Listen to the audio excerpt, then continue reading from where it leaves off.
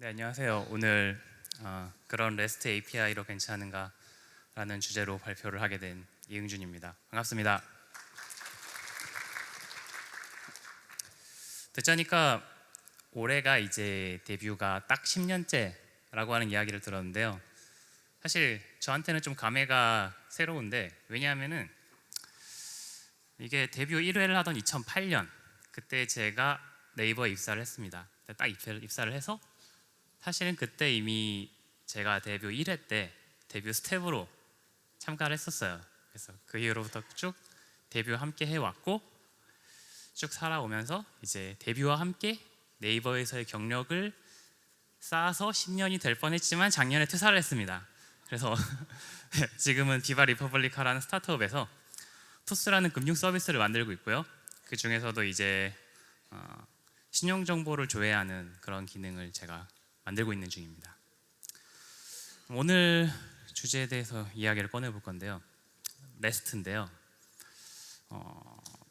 이게 굉장히 잘 알려져 있으면서도 누구나 레스트란 이름을 개발자라면 한 번은 들어봤을 거예요. 근데 뭔가 미묘하게 잘 모르겠는 그런 주제인데요.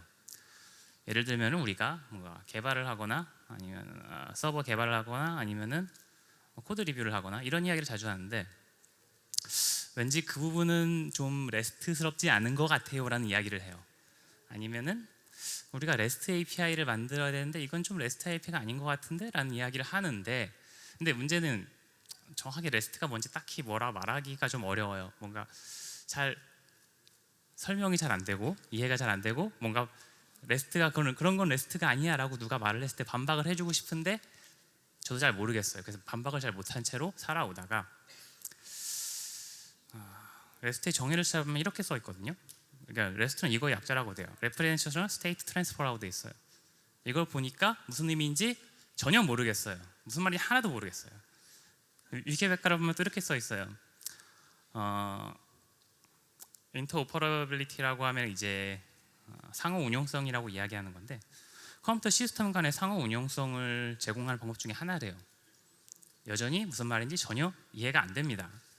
그래서 자꾸 방법을 좀 바꿔봐가지고 REST가 어쩌다가 어떤 계기로 나왔는가 역사를 좀 따라가 보려고 합니다. 시작은 웹인데요. 91년에 월드 와이드 웹이 팀 버너스-리에 의해 탄생할 때 이게 해결하려고 했던 문제는, 어떻게 이제 인터넷은 이미 나와 있었어요. 인터넷은 그 시점에 이미 있었고, 이 인터넷으로 이제 정보를 공유를 잘 해야 되는데 어떻게 하면 잘할 수 있을까라고 하는 거에 대한 질문의 해답으로 웹이 나오게 됐는데, 여기서 이제 팀 버너스-리의 답은 이거였는데요. 모든 정보들 하이퍼텍스트로 연결을 해서 제공을 하면 될 것이다 라고 해서 나왔던 거고요. 그래서 HTML이란 형식으로 정보들을 표현을 하고, 그 정보들에 대한 식별자로 URI라는 것도 만들었고요.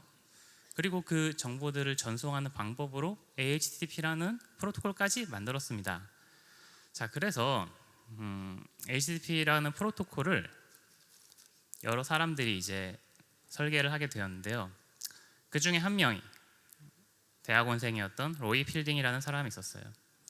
로이 필딩이라는 사람이 이제 HTTP 프로토콜의 작업에 참여를 하면서 고민이 하나 생겼는데, 이미 94년에 이분이 HTTP 1.0 작업에 참여를 하게 되었는데요. HTTP 1.0 명세가 나오기 전에 이미 HTTP는 당연히 월드 와이드 웹의 전송 프로토콜로서 이미 이용이 되고 있었고요. 이미 웹은 급속도로 성장을 하는 도중이었어요. 이미 전 세계에 수많은 웹 서버들이 존재했습니다. 이 시점에서 로이 필딩은 웹을 정립하고 HTTP를 정립하고 이 명세의 기능을 더하고 기존의 기능을 고쳐야 되는 상황에 놓이게 되었는데요. 그러면은 이 로이 필딩이 HTTP라는 프로토콜을 고치게 되면은 당연히 기존에 이미 구축되어 있는 웹하고 호환성에 문제가 생기는 걸 피하기 어려울 것 같아요. 물론 그렇겠죠. 그래서 로이 필딩이 고민을 합니다. 어떻게 하면은 웹을 망가뜨리지 않고 HTTP를 진보시킬 수 있을까 고민을 해서 답을 얻었던 게 이름이 HTTP 오브젝트 모델이라는 걸 만듭니다. 이거 레스트가 아니죠. 약간 실망할지도 모르겠지만은 사실은 이게 바로 4년 후에 이름이 레스트란 이름으로 발표를 하게 됩니다. 98년에 로이 필딩이 마이크로소프트 리서치에 가가지고 Representational State Transfer라는 이름으로 드디어 발표를 하게 되고요. 이때 이제 REST라는 것이 세계 최초로 공개가 되고요. 바로 2년 후에 로이 필딩은 대학원생이라고 했었죠. 이거를 박사 논문으로 발표를 하게 됩니다. 이 2000년에 나온 이 박사 논문, 로이 필딩의 박사 논문이 바로 우리가 오늘날 알고 있는 그 REST라고 하는 것을 정의하는 바로 그 논문이고요. 약 120페이지의 논문이고 읽어보시면은 상당히 지루합니다. 자, 그런 한편 API가 있는데요. 인터넷상에 API라는 게 만들어지기 시작했는데 98년에 마이크로소프트가 XML RPC라고 원격으로 다른 시스템의 메소드를 호출할 수 있는 XML RPC라는 프로토콜을 만듭니다. 이게 나중에 SOAP이라는 이름으로 바뀌죠. SOAP이라는 이름으로 바뀌고요. 그리고 세일즈포스라는 회사에서 API를 공개를 하는데요. 이게 거의 인터넷에서 거의 최초에 공개된 API라고 할 수 있는데요. 2000년 2월에 이걸 공개를 하게 됩니다. 이때 당시에 SOAP을 사용해서 이제 API를 만들었는데 딱 보시면 좀 복잡해 보이죠?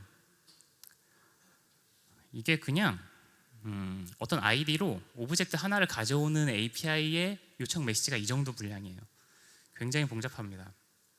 그래서 사실 SOAP은 장사가 잘 안 됐어요. 세일즈포스 API는 그렇게 잘 인기가 없었어요. 너무 복잡했거든요. 4년 후에 근데 플리커에서 또 API가 나왔는데 얘네는 여러 가지 형태로 만들었어요. 아까와 비슷한 SOAP 형태로도 만들었는데 REST라는 이름으로도 공개를 했습니다. 이건 뭔가 사람들이 보기에 뭔가 새로워 보이죠. REST라고. 사실은 이미 2000년에 나왔던 논문을 그대로 그 이름을 그대로 따온 거지만은 사람들이 보기엔 되게 새로워 보였고요. 그리고 여기에 보면은 일단 짧아요. 훨씬 짧죠. 거의 이게 같은 일을 하는 API인데 SOAP에 비해서 REST가 훨씬 짧았습니다. 그래서 사람들은 이런 느낌을 받죠. SOAP하고 REST의 비교. 이렇게. 그럼 SOAP은 복잡하고 규칙이 많고 어렵다.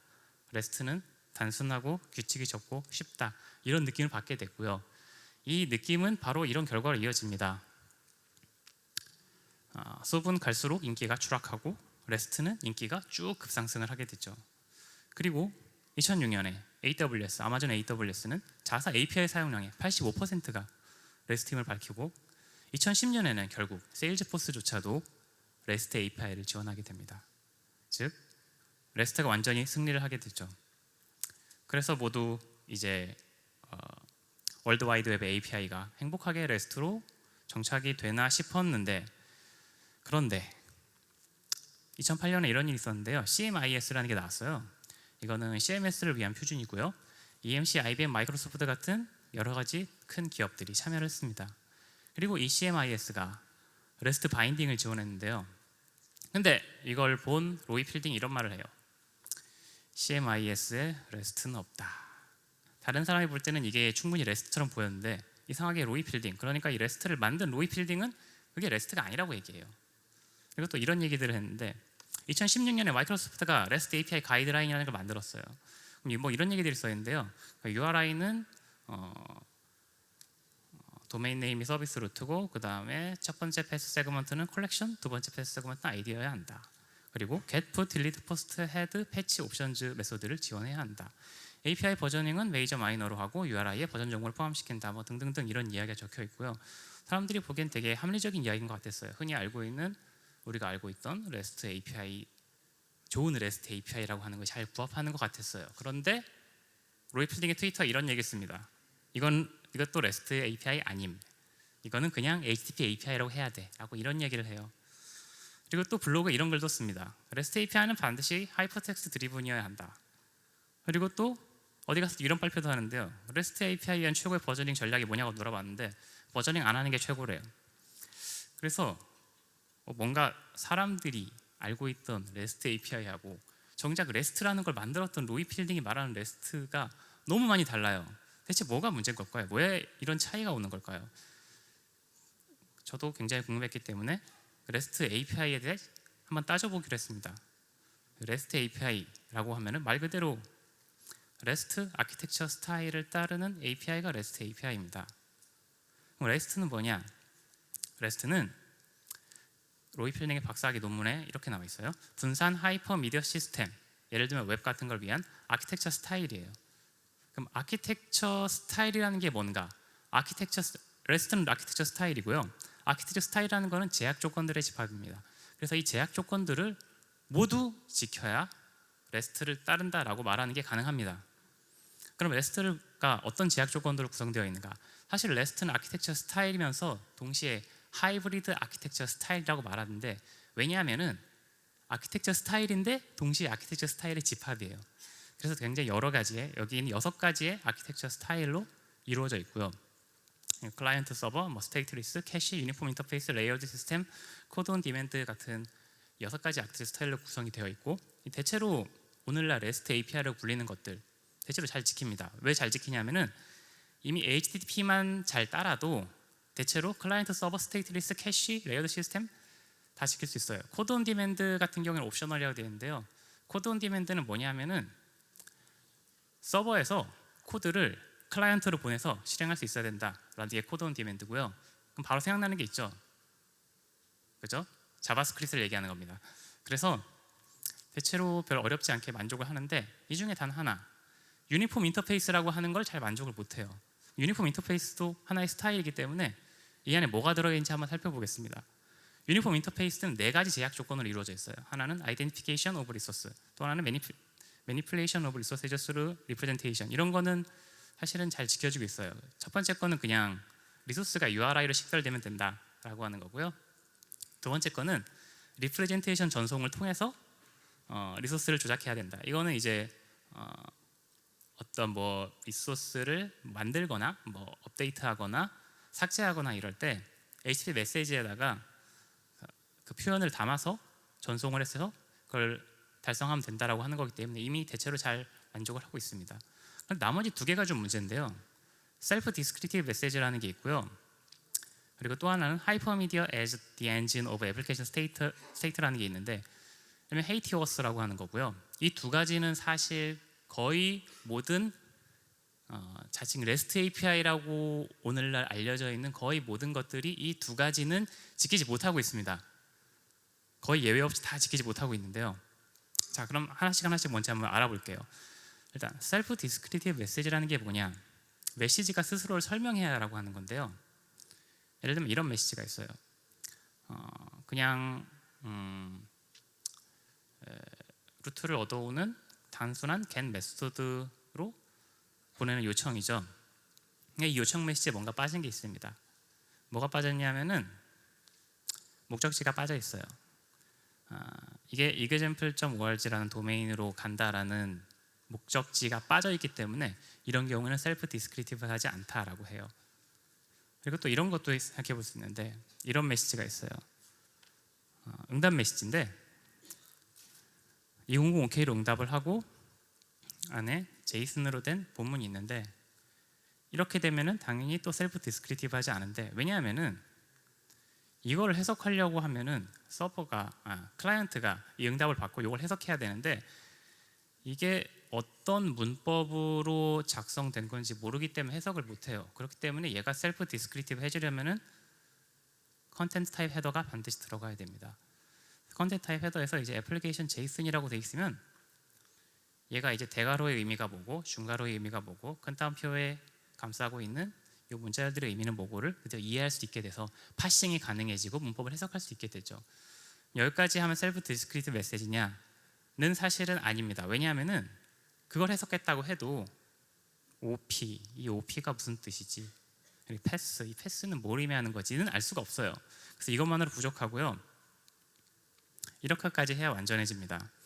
애플리케이션 제이슨 패치 플러스 제이슨이라고 되어 있으면은 이게 제이슨 패치 플러스 제이슨이라는 미디어 타입으로 정의되어 있는 메시지이기 때문에 얘에 대한 명세를 찾아가서 제이슨 패치라는 명세가 있는데요. 그 명세를 찾아가서 그걸 이해한 다음에 이 메시지를 해석을 하면 그제서야 올바르게 이 메시지의 의미를 이해할 수 있게 됩니다. 이처럼 셀프 디스크리티브 메시지라고 하면은 이 메시지를 봤을 때 이 메시지의 내용으로 온전히 해석이 다 가능해야 돼요. 하지만은 오늘날 REST API가 상당히 이걸 만족을 하지 못하고 있어요. 왜냐하면은 대부분 미디어 타입을 보면은 그냥 제이슨이라고만 돼 있지 이걸 어떻게 해석해야 되는가는 메시지만 보고서 사실 알 수가 없습니다. 그 다음에 또 하나 헤이티워스인데요. 헤이티워스는 애플리케이션의 상태가 하이퍼링크를 통해서 항상 전이가 돼야 된다는 거고요. 예를 들면 이런 웹사이트가 있다고 생각을 해볼 수 있을 것 같아요. 웹사이트의 루트에 접근하면 어떤 그냥 단순한 게시판인데요. 게시판 글 목록 전체를 보는 링크가 있고 링크를 누르면은 글 목록 보기를 위한 HTTP 요청을 보내서 글 목록을 가져오고 거기서 다시 글쓰기 링크가 밑에 있어서 글쓰기 링크를 보면은 그 다음에는 이제 그 다음에 글쓰기 링크를 따라서 오른쪽으로 쭉 가가지고 글쓰기 폼이 나오고 글쓰기 폼을 채워서 글 저장 요청을 보내고 글이 저장되고 나면은 거기엔 또 링크를 눌러서 내가 저장한 글을 또 보고 글을 본 다음에 그 밑에 있는 목록 보기 링크를 또 클릭을 해서 다시 목록으로 돌아가는 이런 상태, 이런 거를 이제 애플리케이션 상태를 전이한다라고 하는 거고요. 이 상태의 전이마다 항상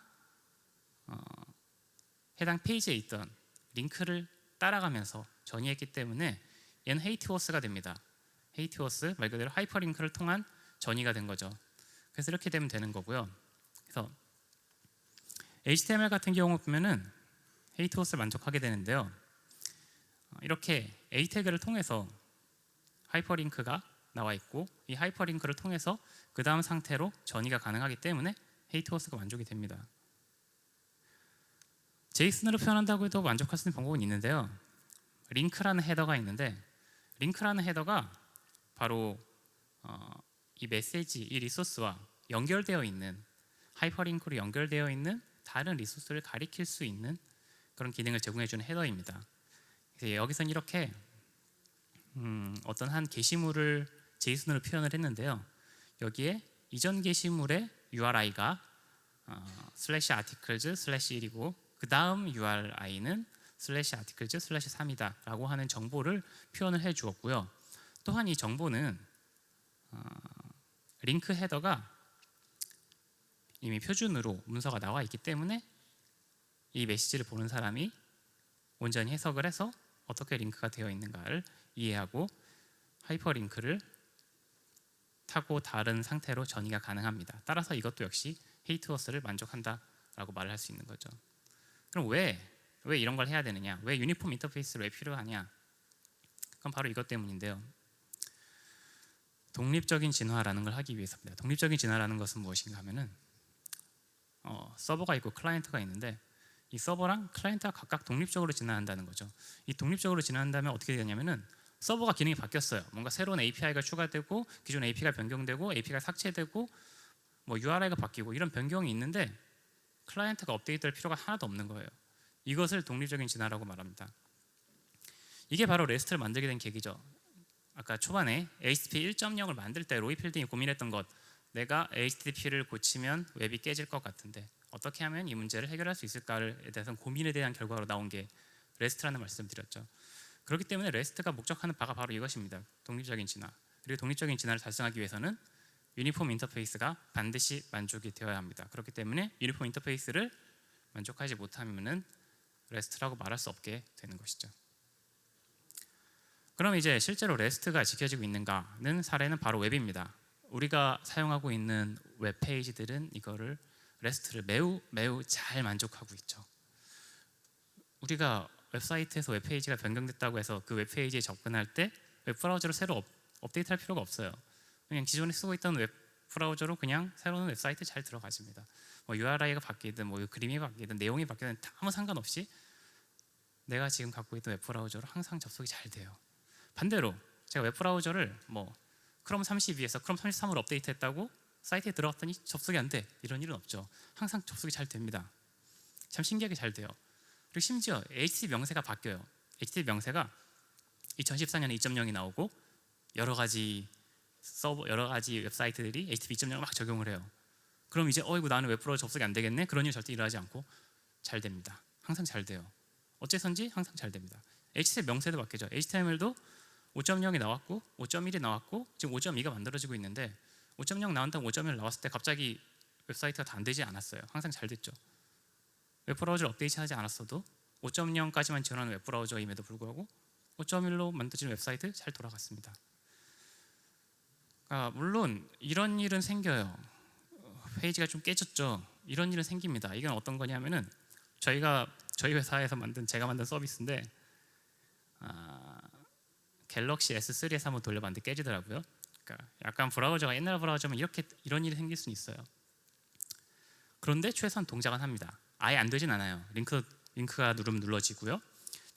최소한의 기능은 동작을 하고, 심지어 이거를 제가 어떻게 알았냐면은 저희 어머니가 이거를 쓰시는 걸 보고 옆에서 보고 알았는데, 심지어 저희 어머니는 이게 UI가 깨졌다는 거를 인지하지 못하셨습니다. 그래서 그냥 잘 쓸 수 있어요. 사실 이렇게 깨져도. 놀랍게도 웹은 그렇게 잘 동작을 합니다. 갤럭시 S3면은 나온 지가 한 4, 5년 된 폰인데요. 그럼에도 불구하고 항상 잘 동작을 합니다. 그런데 우리가 만든 모바일 앱은 이런 문제를 겪고 있는데요. 이거 리뷰들인데 첫 번째 보면은 어지간히 좀 업데이트 시키세요. 급할 땐 써먹지도 못하겠네. 업데이트 좀 작작해요. 10일 동안 매일. 이거는 무슨 얘기냐면은 앱이 강제 업데이트를 하는 경우가 있어요. 어떤 경우냐면은 서버가 기능이 변경되어 있는데 클라이언트가 그거를 지원해 주는데 한계가 있죠. 호환성을 끝까지 유지하지 못해요. 언젠가는 결국 업데이트를 해야 됩니다. 근데 그게 되게 잦을 때도 있어요. 되게 자주 일어나는 일이 있는데 보면은 10일 동안 거짓 메일 한 일이라고 하면 정말 자주 했다는 얘기인데, 분명히 웹에서는 이런 일이 잘 없죠. 웹에서는 그렇지 않아요. 웹은 막 서버가 웹사이트 바뀌었다고 너의 웹 브라우저는 이제 더 이상 안 돼 하면서 어제 웹 브라우저 오늘 웹 브라우저가 달라야 되는 그런 일은 생기지 않아요. 하지만 모바일 앱에서는 그런 일이 자꾸 생기고 있습니다. 그건 엄밀히 말하면 우리가 만든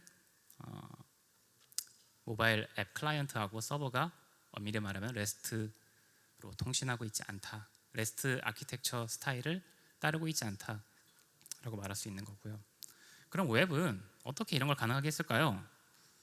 놀라운 마법 같은 건 없습니다. 모두 피땀 흘려 노력했어요. 어떤 노력을 하냐면은 이런 분들이 있어요. W3C 워킹그룹, 이 사람들은 HTML을 만듭니다. IETF 워킹그룹, 이 사람들은 HTTP를 만들죠.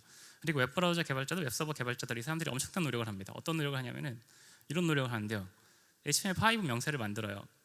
이게 첫 초안인 드래프트가 1번이 나온 다음에 권관이 나올 때까지 무려 6년이 걸립니다. 수많은 사람들이 막 토론 엄청나게 해가지고 문제가 안 생기게 만들려고 막 열심히 토론해서 6년이 걸려요.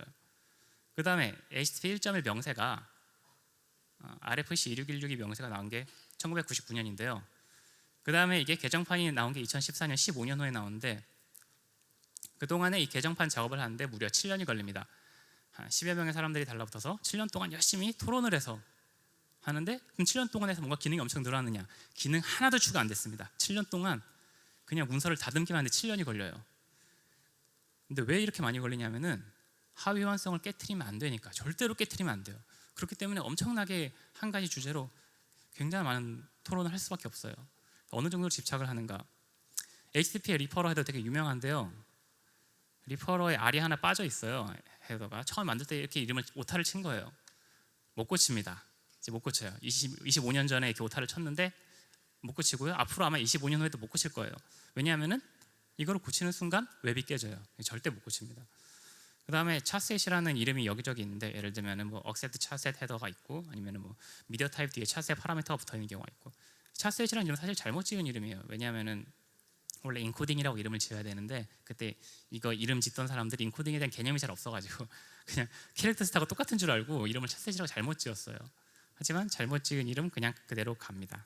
왜냐하면은 이름을 고치면은 상호 운영성이 깨지기 때문에.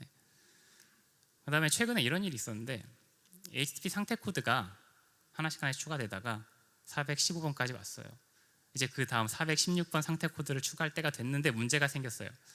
옛날에 만우절 때 만들었던 이상한 스펙이 하나 있는데, HTCP인가 하는 이상한 스펙이 있어요. 엄밀히 하면 얘는 HTTP가 아닙니다. HTCPC라고 할 거예요 아마. 얘가 416 상태 코드라는 걸 갖고 있는데요. 얘는 HTTP가 아니라서 얘는 그냥 무시해도 되는데, 근데 수많은 서버 구현들이, 그러니까 뭐 Node.js라거나 뭐 고랭이라거나 이런 데에 있는 HTTP 서버 구현체들이 얘를 HTTP 상태 코드로 구현을 해버렸어요. HTTP가 아님에도 불구하고. 그래서 어떻게 했냐면은 처음에는 그 HTTP 의장이 프로젝트마다 돌아다니면서 416을 지원을 제거해야 된다는 이슈를 막 올렸는데 맹비난을 받고 그냥 포기했습니다. 그래서 416은 HTTP 상태 코드에서 영구 결번 만드는 그런 지금 드래프트가 나와 있어요. 416은 그냥 포기한다, 뛰어넘는다. HTTP 상태 코드는 415에서 417로 간다. 왜 이렇게 하느냐? 이건 사실은 HTTP 명세가 잘못한 것도 아닌데 이렇게까지 하는 이유는 이미 그런 구현체가 세상에 존재하고 그런 잘못 만들어진 구현체들과의 상호 운용성 역시 지켜주어야 하기 때문에, 안 그러면 웹이 깨지니까요. 그렇기 때문에 이렇게까지 지원을 해주고 있는 거고, 또 얼마 전에는 크롬에서 HTTP 0.9 지원을 이젠 빼도 되지 않냐라는 얘기가 나왔어요. 한 2년 전에 있던 일인데요. 그런데 결국 못 뺐습니다. HTTP 0.9, HTTP 1.0이 그때 94년에 이야기를 시작해서 96년에 나왔으니까 HTTP 1.0이 나온 지가 이미 20년이 넘었는데 그 이전에 나온 HTTP 0.9에 대한 지원을 포기하지 못하고 있습니다. 왜냐하면은 이때 크롬에서 한번 빼보려고 그랬는데 한번 빼봤더니 몇몇 일부 프락시에서 오동작하는 게 발견이 됐어요. HTTP 0.9를 지원 안 했더니 동작을 안 해요. 그래서 포기합니다. 왜냐하면은 웹을 깨트릴 수는 없으니까. 그래서 이렇게 모두가 각 HTML 명세를 만드는 사람이나 HTTP 명세를 만드는 사람, 웹서버 개발, 웹클라이언트 개발자 모두가 상호 운용성에 대한 엄청난 집착을 갖고 있습니다. 만약 그런 노력이 없으면 어떻게 될까요? 그런 노력이 없으면은 웹이라도 이렇게 될 수 있습니다. 최근에는 별로 볼 일이 없겠지만은 얼마 전까지 많이 봤던 웹사이트에 들어갔더니 넷스케이프 6.0은 지원하지 않습니다 같은 이 의미를 알 수 없는 파업을 보게 되죠. 이게 이제 웹 서버가 브라우저 호환성을 제대로 고려하지 않고 구현이 되었을 때 발생한 일인데요. HTML 명세나 HTTP 명세 아니면 웹서버 구현체 혹은 웹브라우저 구현체를 만드는 분들이 아무리 열심히 노력을 해도 웹 애플리케이션을 만드는 사람이 약간의 잘못을 하면 이런 일은 생길 수 있습니다. 하지만은 만약에 그 많은 분들이 HTML 명세나 HTTP 명세를 만드는 분들이 이렇게 많은 노력을 기울여주지 않으면은 이거는 어쩌다 한번 보는 게 아니라 아마 우리는 일상 다반사로 이걸 봤었어야 될 거예요. 오늘도 보고 내일도 보고 항상 이걸 보고 있었어야 될 것입니다. 하지만 이런 거는 이제 요새는 되게 보기 힘들죠. 이렇게 된 거는 아까 말씀드렸던 그 수많은 분들이 피땀 흘려 노력을 해서 달성을 한 것입니다. 그럼 이제 실제로 이제 레스트가 이렇게 웹이 독립적 진화가 가능해졌죠. 가능해졌는데 실제로 레스트가 뭔가 도움을 주었는가? 도움을 주었습니다. 레스트는 실제로 HTTP에 지속적으로 영향을 주었고요. 예를 들면 이런 것들인데요. 호스트 헤더를 추가하게 된 거는 아까 셀프 디스크립티브 얘기하면서 호스트 헤더에 대한 이야기 잠깐 했었는데요. 실제로 레스트를 이제 레스트 아키텍처를 만들어 가면서 호스트 헤더가 필요하다는 생각을 확신하게 되었기 때문에 추가하게 된 것이었고요. 그 다음에 길이 제한을 다른 방법 같은 게 필요해졌던 것도 이것도 레스트 아키텍처 스타일의 영향이었고, 그 다음에 URI에서 리소스의 정의가 좀 추상적으로 변한 게 있는데요. 예를 들면 그냥 식별하고자 하는 무언가, 옛날에는 문서의 위치라고 정의가 되어 있었어요. URL의 정의가. 그렇다가 이제 URI에서 추상적으로 식별하고자 하는 무언가 이렇게 변한 것도 역시 레스트의 영향이고요. 그 외에도 기타 HTTP와 URI에 많은 영향을 주었습니다. 그래서 결국에는 최신 HTTP 1.1 명세에는 아예 레스트에 대한 언급이 들어가게 됐어요. 예를 들어 HTTP 1.1의 리프레젠테이션이라는 개념이 정의되어 있는데 이 리프레젠테이션이라는 개념은 레스트에서 온 것이다 라고 하면서 레스트의 박사학위 논문에 링크가 걸려 있습니다. 이렇게 된 거는 HTTP나 URI를 만드는 사람들이 레스트에 깊은 감명을 받았기 때문인 것도 물론 있겠지만은 사실은 그 사람이 그 사람이라서 그렇습니다. 로이 필딩이 레스트를 만든 사람이고 동시에 HTTP와 URI 명세의 저자이기도 하죠. 그래서 그냥 자기가 옳다고 생각한 대로 그냥 만들었습니다. 그래서 HTTP든 URI든 레스트에 대한 많은 영향을 당연히 받을 수밖에 없어요. 같은 사람이니까. 자, 그러면 레스트가 성공했는가 생각을 해보죠. 레스트가 생각을 했는가, 성공했는가? 레스트는 웹의 독립적 진화를 만들어줬어요. 그리고 웹은 독립적으로 진화를 하고 있습니다. 그럼 레스트는 성공했다고 말할 수가 있을 것 같아요. 그런데 문제는 REST API인데 오늘 주제는 REST API니까요.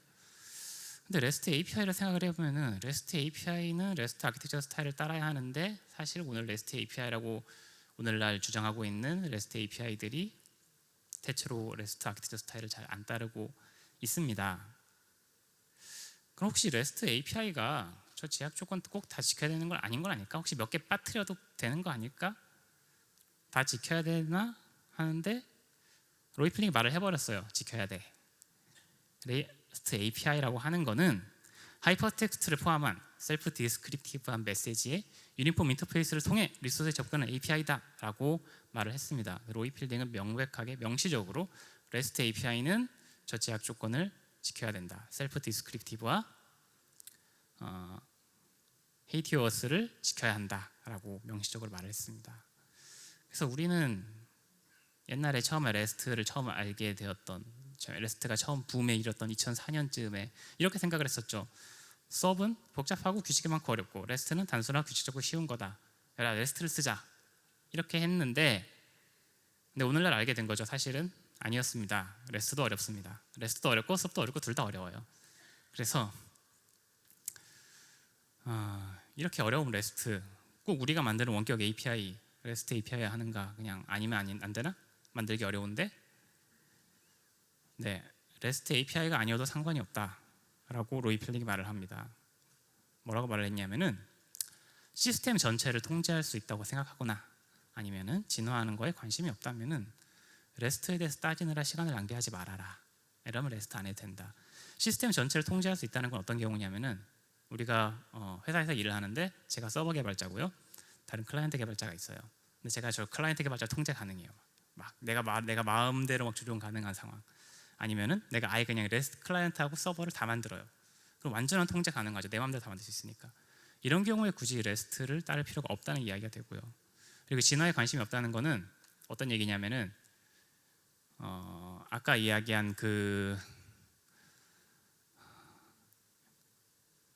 최근 뭐 열흘 동안 하루도 빠짐없고 업데이트한 듯 이런 말을 들어도 상관없다. 업데이트하면 되지. 뭐가 문제야. 그런 사람 별로 없어. 이게 바로 진화에 관심이 없는 건데요. 그래도 상관없습니다. 합리적인 생각이죠. 왜냐하면은 REST는 진짜 구현하는데 공짜가 아니에요. 시간과 노력이 들어요. 하지만은 그렇게 불평한 사람은 되게 소수거든요. 아까 제가 그 2개 가져왔죠. 별로 없어요, 실제로. 그렇게 불평한 사람이 많지 않습니다, 사실은. 아주 많지는 않기 때문에 반드시 진화를 우리가 달성해야 될 목표로 삼을 필요는 없어요. 하지만은 만약에 오랜 시간에 걸쳐 진화하는 시스템을 설계하고 싶다라고 하면 그제서야 이제 REST에 관심을 가져야 하게 되는 것이죠. 자, 그럼 이제 어떻게 할까? 3가지가 있습니다. 하나는 REST API를 구현하고 REST API라고 부르는 것. 또 하나는 REST API 구현을 그냥 포기하는 겁니다. 그리고 HTTP API라고 부르는 거죠. 그리고 마지막은 REST API가 아니지만은 그냥 REST API라고 부르는 겁니다. 그리고 현재 상태는 이거예요. REST API가 아니지만 REST API 부르고 있습니다. 오늘날에 있는 수많은 REST API들 다 실제로 엄밀히 말하면 REST API가 아니지만 그냥 REST API로 부르고 있죠. 그러면은 이분이 싫어하십니다. 로이 필딩에 오셔서 이런 말씀을 하셔요. 제약 조건을 따르든지 아니면 좀 다른 단어를 써줘. 이제 그거 REST API 제발 부르지 말아줘라고 하면서 블로그에 글을 쓰고 트위터에 글을 쓰고 발표를 하고 계속 이분이 그러고 계셔요. 지금도 그러고 계십니다. 자, 우리는 오늘 이 발표에서 굳이 시간을 들여서 REST API에 대한 이야기를 하고 있으니까 이런 도전을 한번 해보려고 합니다. 진짜 REST API를 한번 구현해보자. 할 수 있을까? 한번 알아보려고 합니다. 자, 일단은 그러면은 API는 왜 REST가 잘 안 되나? 그냥 웹페이지는 REST가 되게 잘 됐어요. 근데 API는 잘 안 돼요. 왜지? 이 웹파감 비교를 해볼게요. 자, 흔한 웹페이지 프로토콜 똑같아요. HTTP API가 똑같습니다. 둘 다 HTTP 프로토콜을 쓰고 있고요. 커뮤니케이션은 조금 달라요. 웹페이지들은 결국 사람이 봐요. HTML 문서를 사람이 봅니다. 근데 HTTP API는 기계가 해석해요. 예를 들면은 뭐 모바일 앱이 해석하거나 메시지를 기계가 해석을 합니다. 그러다 보니까 미디어 타입이 다릅니다. 미디어 타입이 웹페이지는 다 HTML이고요. 그리고 HTTP API의 경우에는 뭐 JSON이나 XML 같이 기계가 이해할 수 있는, 기계가 그 의미를 이해할 수 있는 포맷을 쓰게 됩니다. 자, 그럼 우리는 뭔가 느낌이 오죠. 문제의 원인이 얘구나, 미디어 타입이다, HTML, JSON 이거밖에 차이가 없으니까요. 느낌이 바로 오게 됩니다. HTML과 JSON을 비교해 볼게요. 하이퍼링크 HTML 됩니다. A 태그 있죠? A 태그에다 링크를 걸 수 있어요. 잘 되죠. JSON 그런 거 없어요. 그러면 셀프 디스크리티브 측면에서 생각을 해보면은 HTML 잘 됩니다. 왜냐하면 HTML 명세가 있고요. HTML 명세를 보면은 HTML에 사용할 수 있는 모든 태그들이 다 정리되어 있어요. 어떤 태그는 어떤 의미, 어떤 태그는 어떤 의미 다 정의가 되어 있습니다. JSON 그런 거 없죠. JSON의 오브젝트 안에 들어갈 수 있는 키밸류가 어떤 의미를 가져야 하는가? JSON 당연히 아무것도 정의하지 않습니다.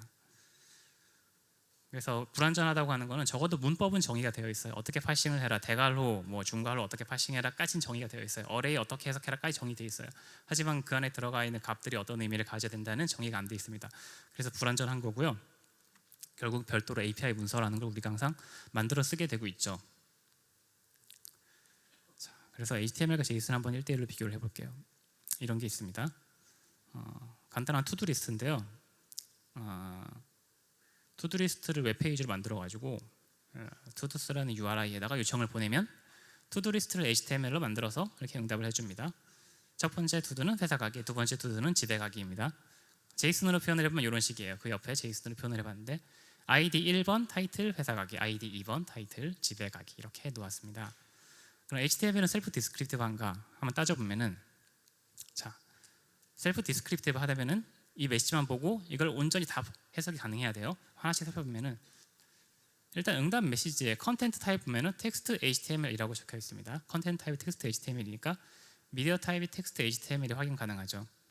그럼 HTTP 명세를 보면은 얘는 HTTP 메시지니까 HTTP 명세에 따라 해석을 합니다. HTTP 명세 보면은 미디어 타입은 INNA에 등록되어 있다라고 되어 있어요. 그러면은 우리는 이 텍스트 HTML 명세가 이 미디어 타입이 INNA에 등록되어 있구나라는 걸 알 수 있죠.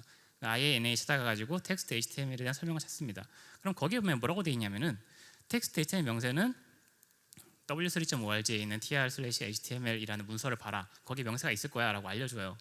그러면은 거기 찾아가서 그 명세를 해석을 합니다. 그 명세를 해석을 하면은 그 명세에는 모든 HTML 태그 해석 공부에 다 나와 있죠. 따라서 우리는 이 옆에 있는 문서를 해석을 할 수 있게 돼요. 이 메시지에 들어있는 힌트만을 단서로 이 메시지를 온전히 해석이 가능합니다. 따라서 온전히 이것은 셀프 디스크립티브하다라고 말할 수 있고요. 헤이티오스 측면에서 보면은 URL이 좀 바뀌었네요. 헤이티오스 측면에서 보면은 이미 여기 A 태그에서 하이퍼링크가 나와 있고요. 얘를 클릭을 하면은 웹브라우저에서 얘를 클릭을 하면은 그 다음 그 가리키고 있는 페이지로 가겠죠. 즉 이 다음 원하는 상태로 전이가 가능하기 때문에 역시 헤이티오스도 만족한다라고 말할 수 있습니다. 반면에 JSON은 살펴보면은 셀프 디스크립티브한가? 일단 미디어 타입 애플리케이션 JSON이라고 되어 있죠. 그리고 INA 역시 마찬가지로 INA 찾아가서 미디어 타입이 애플리케이션 JSON이니까 그 설명을 찾아보면은 애플리케이션 JSON의 명세가 뭐라고 되어 있어요. 그럼 그 명세를 찾아가서 명세를 해석할 수 있죠. 명세를 찾아가서 해석하면은 얘를 파싱을 해낼 수 있어요. 파싱은 성공적으로 해냅니다. 하지만 이 아이디가 뭐고 타이틀이 뭐고 얘가 무엇을 의미하는지 알 수가 없습니다. 그래서 온전한 해석에는 실패하게 되죠. 그래서 셀프 디스크립티브가 되지 못합니다. 헤이티오스 측면에서 보면은 링크가 없어요. 아예 링크가 없습니다. 다음 상태로 전이를 못해요. 여기서 역시 헤이티오스도 실패하게 됩니다. 자, 그러면은 우리는 HTML은 REST를 성공했고요. 왜냐하면은 셀프 디스크립티브 만족했고 헤이티오스도 만족했어요. 하지만 JSON을 만족하지 못했습니다. 자, 그럼 여기서 한 가지 의문이 되는 거는 이 셀프 디스크립티브 헤이티오스가 뭔지 알았는데 얘가 정말 독립적인 진화라는 것에 도움이 되는 게 맞나? 로이 필딩이 원했던 이 독립적인 진화에 이 두 가지가 어떻게 도움이 되는 건가? 거기서는 이렇습니다. 셀프 디스크립티브는 확장 가능한 커뮤니케이션을 가능하게 해요. 뭐냐면은 서버가 변하거나 클라이언트가 변하거나 어떻게 변해도 메시지는 언제나 셀프 디스크립티브합니다. 언제나 셀프 디스크립티브하다는 건 언제나 메시지만 가지고 해석이 가능해요. 서버가 어떻게 변하든 항상 해석이 가능하기 때문에 커뮤니케이션이 확장 가능합니다. 서버가 계속 변할 수 있죠. 그다음 헤이티오스도 역시 가능한데요. 이건 애플리케이션 상태 전이가 레이트 바인딩이 가능해진다고 하는 건데 어디로 전이가 가능한지 미리 결정되지 않는다. 어떤 상태로 전이가 완료되고 나서야지 그 다음 전이될 상태가 뭔지 결정이 된다. 이거 쉽게 말하면 뭐냐면요. 링크를 마음대로 바꿀 수 있다는 얘기입니다. 서버가 링크를 바꾼다고 해도 클라이언트의 동작은 전혀 문제가 없죠. 그냥 링크가 바뀌면은 바뀐 링크를 보고 그냥 그대로 따라가면 되죠. 그래서 언제나 마음대로 바꿀 수 있습니다. 그래서 동적으로 바꿀 수 있다. 여기서 전이가 완료되고 나서야 그 다음 전이 되신 상태가 결정되니까 무슨 얘기냐면은 어떤 링크를 따라서 그 페이지에 가요. 그럼 그 페이지에 가서 하이퍼 링크들을 또 보고 나서야지 이제 그 다음 그게 바로 전이 되는 다음 상태니까요. 그때서야 이제 확정이 된다라는 이야기고요. 따라서 레이트 바인딩이 되기 때문에 서버가 링크를 마음대로 동적으로 바꿀 수 있고요. 따라서 독립적인 진화가 가능한 것입니다. 그러면 이 둘이 도움이 된다는 걸 알았으니까 쟤들을 한번 REST API로 한번 바꿔보려고 하는데요.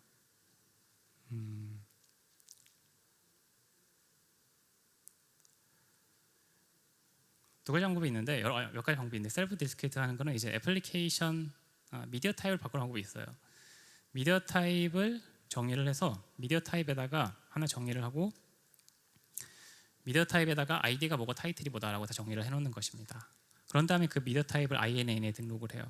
INA는 모든 미디어 타입을 등록되어 있는 사이트인데요. 여기다가 내 걸 하나 등록을 합니다. 등록하려면은 막 이런 폼을 채워야 돼요. 뭐 내가 저는 누구고 이 명세는 뭐고 미디어 타입 이름 뭐고 이런 걸 쭉 정리를 해서 폼을 등록을 하면은 등록이 되고 나면은 이제 이 메시지를 보는 사람이 내가 정의한 미디어 타입을 이제 INA에 등록되어 있는 걸 보고 명세를 찾아가서 메시지를 해석할 수 있게 되는 거죠. 이렇게 성공을 하는데 근데 되게 번거롭죠. 이 미디어 타입 등록하는 이 번거로운 절차를 거쳐서 내 미디어 타입을 만들어 가지고 거기에다가 다 정의를 해서 등록하는 게 되게 번거롭습니다. 이런 단점이 있고요. 그 다음에 좀 괜찮은 프로필을 이용하는 방법이 있어요. 프로필은 뭐냐면은 링크 헤더 릴레이셔널 프로필을 하면은 얘 의미가 뭔지 그 정보가 담긴 문서를 링크를 걸 수 있습니다. 그래서 이 아이디가 뭐고 타이틀이 뭐고 의미를 정의한 이 명세를 작성을 하고 거기다가 링크 헤더에다가 프로필 릴레이션으로 링크를 하면 이제 이 메시지를 본 사람이 그 링크 릴레이션을 통해서 여기에 링크에다 이렇게 URI가 정의가 되어 있고 이 URI를 따라가면은 바로 얘를 해석할 수 있는 문서가 나와요. 명세가 나오기 때문에 이걸 보고 해석이 가능합니다. 이렇게 하는 방법도 있고요.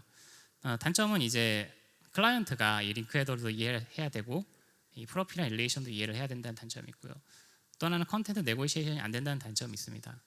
앞에는 미디어 타입으로 했기 때문에 이게 만약에 클라이언트가 얘를 지원하지 못하거나 그런 상황이 있을 때 서버가 그걸 알아챌 수 있는데요. 얘는 컨텐트 네고시에이션이 불가능합니다. 왜냐하면 미디어 타입으로 판단하는 게 아니라 오로지 링크 헤더의 이것만으로 판단하기 때문에 컨텐트 네고시에이션이 안 된다는 안타까운 단점이 있습니다. 그다음 헤이트워스는 어떻게 처리하느냐? 흔한 방법으로 그냥 본문에다가 이렇게 그냥 링크를 박아놓는 방법이 있고요. 이렇게 해도 충분히 가능한 방법이고 단점은 이제 이 링크가 어떻게 표현되는가를 직접 정의해야 됩니다. 그 링크 헤더를 이용해서 프로필 문서에 정의를 하든지 아니면 미디어 타입에 정의를 하든지 어떻게든 정의를 해야 되죠. 뭐 이런 식으로 정의할 수도 있는데요. 이거는 보면은 중괄호 ID라고 되어 있죠. 얘는 URI 템플릿이라고 하는 방법인데 이렇게 정의하는 것도 가능합니다. 그러면은 여기다가 ID에다가 써 있는 번호를 여기다가 쳐넣어 가지고 이 URI를 결정할 수 있죠. 이렇게도 가능합니다. 단점은 이제 얘도 링크를 표현하는 걸 정의를 해야 되는 게 단점이고요. 그 다음에 사실은 이렇게 하이퍼링크를 표현하는 방법이 정의되어 있는 문서가 있어요. 얘네들 활용 방법도 있는데요. 뭐 제이슨 API나 할이라거나 우버라거나 사이렌 컬렉션 플러스 JSA 이런 애들이 있는데 얘를 이용을 해서 이제 표현하는 것도 가능하고요. 얘는 아까와는 달리 아예 새로 뭔가 방법을 정의할 필요는 없지만은 대신 이제 기존 API를 많이 고쳐야 되죠. 얘네들 이 명세들이 요구하는 것에 맞게 구현을 해야 되기 때문에 많이 고쳐야 된다는 게 약간 단점입니다. 그 다음에는 이제 링크 로케이션 헤더를 이용해서 표현하는 방법도 있는데 HTTP 헤더 중에 링크나 로케이션 헤더 같은 경우에는 하이퍼 링크를 표현할 수 있어요.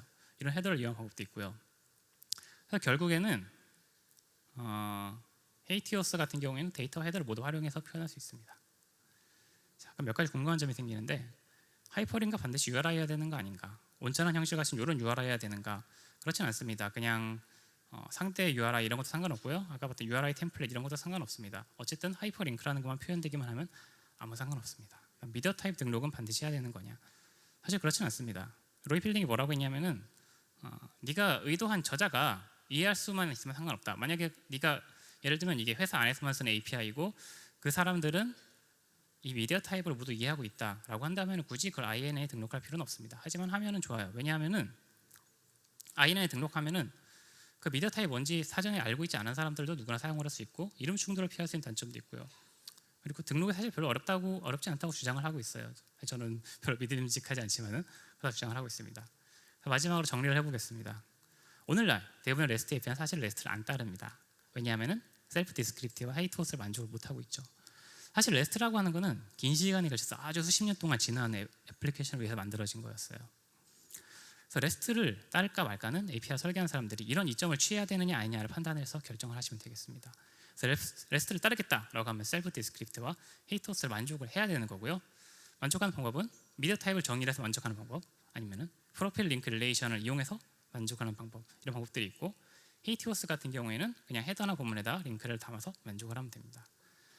만약에 REST를 따르지 않겠다라고 하면은 이제 REST를 만족하지 않는 API를 뭐라고 부를까가 좀 고민이 되게 될 것이고요. 무난한 방법은 그냥 HTTP API라고 부르자라고 하는 게 무난한 방법이고요. 그렇지 않고 굳이 REST API라고 불러도 사실은 뭐 어쩌겠어요. REST API 부르고 싶다는데 이미 지금 현실에서 그러고 있고요. 사실 그래도 큰 문제는 없는데 로이 필딩이 되게 싫어합니다. 그분이 오셔가지고 막 트위터에다가 글을 쓰실 수도 있어요. 네가 만든 그건 REST API가 아니야, 막 이런 걸 쓰실 수도 있습니다. 하지만은 굳건히 REST API를 부르셔도 괜찮습니다. 아까 그 마이크로소프트 같은 경우에도 결국에는 누가 와가지고 REST를 HTTP로 고치는 풀 리퀘스트를 보냈는데 그냥 무시했어요. 우리는 REST가 틀렸다고 한 걸 알지만 그래도 REST라고 부를 거다, 이렇게 결론을 내렸습니다. 그래서 어떻게 보면 괜찮습니다. 스스로 결정을 하실 수만 있으면 어떻게 해도 다 괜찮습니다. 네. 그래서 이상 길었던 발표를 마치겠고요.